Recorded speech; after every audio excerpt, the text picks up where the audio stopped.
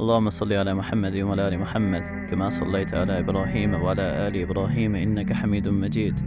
اللهم بارك على محمد وعلى آل محمد كما باركت على إبراهيم وعلى آل إبراهيم إنك حميد مجيد. بسم الله الرحمن الرحيم. Al-Hasan Rahimahullah narrates, the Messenger of Allah sallallahu alaihi wasallam was asked about two men from the Bani Israel. One of them was an alim who used to perform the compulsory salah and then teach good to the people. The other used to keep fast by the day and remain in worship by night. Which of the two is superior?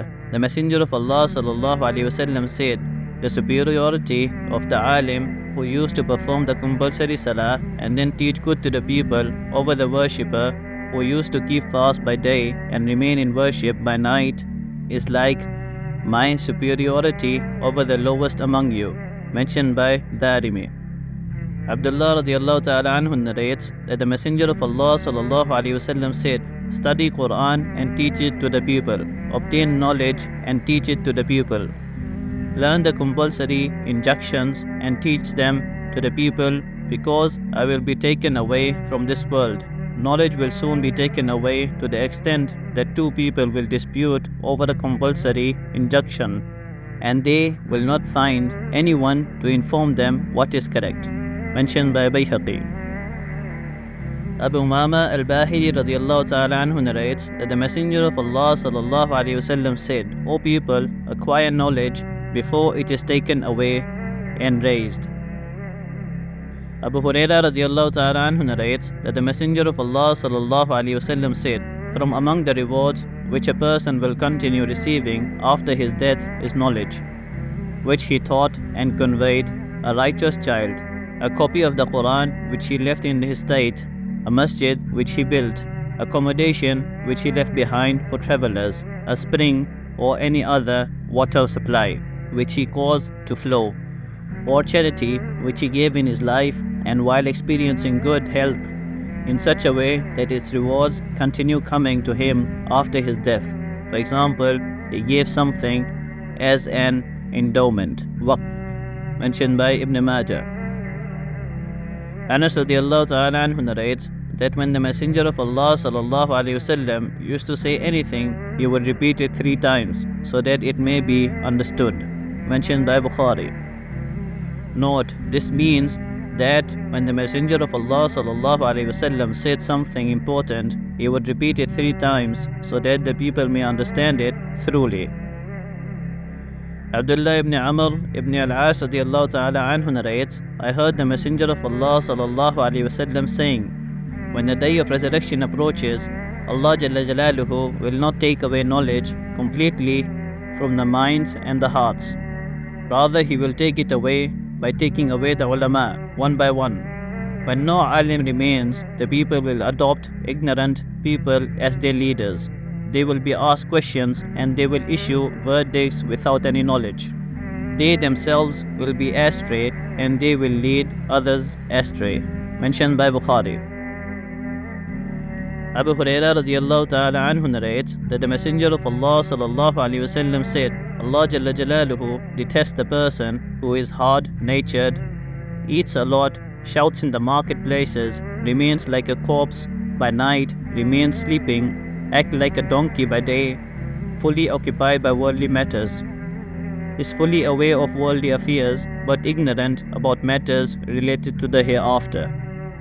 Mentioned by Ibn Hibban. Yazid ibn Salama al-Jawafi radiallahu ta'ala anhu narrates, I said, O Messenger of Allah, I have heard many ahadith from you, and I fear that the later ahadith will cause me to forget the former ahadith. Therefore, teach me something which is comprehensive. He said, remain fearful of Allah with regard to the matters which you have knowledge about. For example, practice in accordance with the knowledge which you have. Mentioned by Tirmidhi. Jabir ibn Abdullah radiallahu ta'ala anhu narrates that the Messenger of Allah sallallahu alaihi wasallam said, do not acquire knowledge in order to make an impression with the ulama, to dispute with the foolish, or to rally people around you. Whoever does this, for his is the hellfire. Mentioned by Ibn Majah. Note, the words to rally people around you mean that Do not use knowledge as a means to draw people around you or to attract them towards you.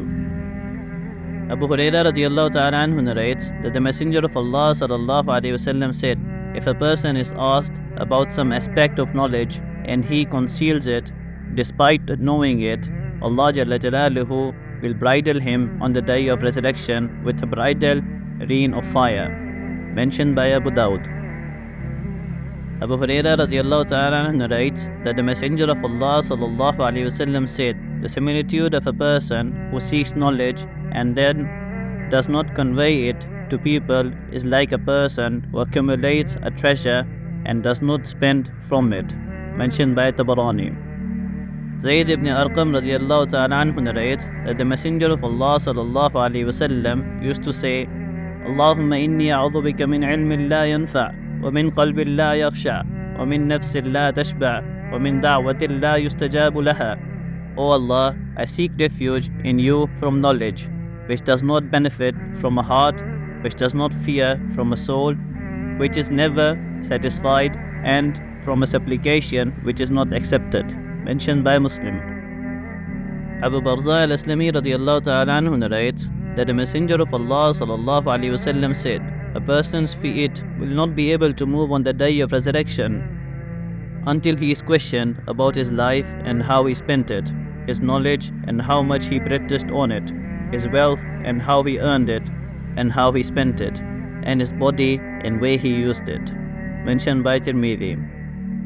Jundub ibn Abdullah al-Azda'i radiallahu ta'ala anhu, a companion of the Messenger of Allah sallallahu alaihi wasallam, narrates that the Messenger of Allah sallallahu alaihi wasallam said, the similitude of a person who teaches good to people but forgets his own self, for example, does not practice on it, is like a lamp which provides light to others but burns its own self. Mentioned by Tabarani. Abdullah ibn Amr radiallahu ta'ala anhu narrates that the Messenger of Allah sallallahu alaihi wasallam said, some of those who bear knowledge do not possess understanding. For example, they are devoid of comprehension, which thought to come with knowledge. If a person does not benefit from this knowledge, his ignorance will harm him. You will be considered to be a true reader of the Quran if it prevents you from committing sins and evils. If it does not prevent you, then you are not really reading it. Abdullah ibn Abbas radiallahu ta'ala anhu narrates that the Messenger of Allah sallallahu alaihi wasallam stood up one night in Mecca and said the following 3 times, O Allah, have I conveyed?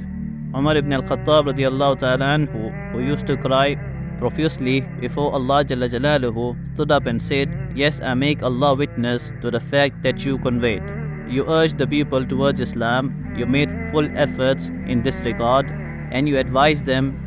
The Messenger of Allah sallallahu alaihi wasallam said, Iman will most certainly triumph and unbelief will be repulsed to its origins. You will most certainly traverse the oceans in order to spread Islam. The people will most certainly experience a time wherein people will study the Quran and read it, and they will say, we read it and have its knowledge. Who is better than us? The Messenger of Allah sallallahu alaihi wasallam then asked his companions radiyallahu ta'ala anhum, can there be any good in such people? The companions radiyallahu ta'ala anhum asked, O Messenger of Allah, who are these people? He replied, they will be from among you, for example, from this ummah, and they are the fuel of the hellfire. Mentioned by Tabarani. May Allah subhanahu wa ta'ala give us the tawfiq to make amal upon whatever we have listened to, and may He give us the tawfiq to send this to others, inshallah. Subhanallah bihamdihi, subhanakallahumma bihamdika, nashhadu an la ilaha illa anta, nastaghfiruka wa natubu ilayh.